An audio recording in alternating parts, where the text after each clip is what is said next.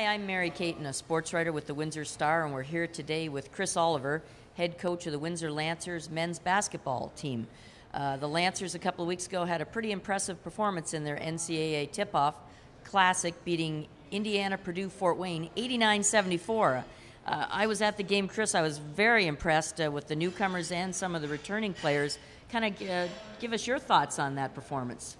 Well, I think we were surprised, like a lot of people, in terms of our coaching staff, just how well we shot the ball that early in the year, and clearly how well we were organized on offense. I mean, with 5 practices to get ready, I mean, sometimes you're not sure how it's going to go down, but real happy for the guys in terms of how they played, and I think it was a good PR win for us as well, because I think with the graduation of the players we did, I think a lot of people are excited now about this team and their future.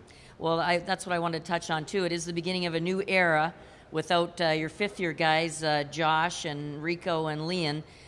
Talk about some of these newcomers. I mean, Mitch Farrell that night was on fire. I think 10 of 14 from the field and 27 points and 7 three-pointers. Let's start with him first and his impact.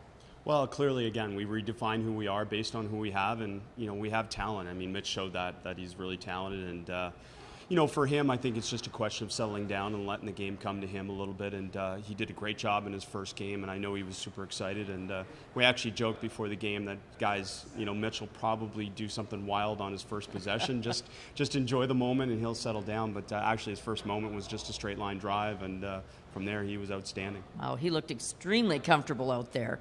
And talk to us, you got a couple other guys that didn't get in that game, but Antwon Chandler, who's a former Herman star, and I forgot to ask how you pronounce his name, but is it Tyler Persaud? Yes. Yes. Tell us about those two players. Well, both. I mean, we had a few other guys out precautionary-wise in terms of some of the times academics, but a lot of times for both those guys, injuries as well. So they're working their way back in terms of the lineup, and we're just excited. I think we have more depth than we anticipated as well, especially with some of the play of some of the newer guys. And we still have some newcomers that haven't suited up, as you just indicated. So, it's going to be exciting to form this team as we go through the preseason. Now, tell us a little bit about the roles of some of your returning veterans, guys like Evan and Rotini. What will you need out of them this year?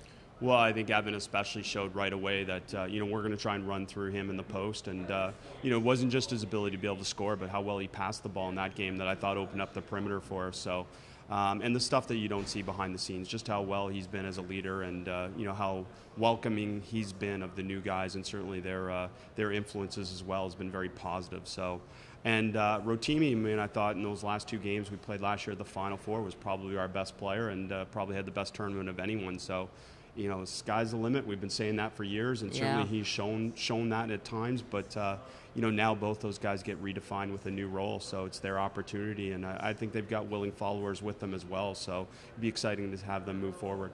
The thing we were talking about just a little earlier before the camera started rolling was how those guys shared the ball. And I mean, if you can get them to buy into doing that night in and night out, that's going to be pretty difficult for another OUA team to stop.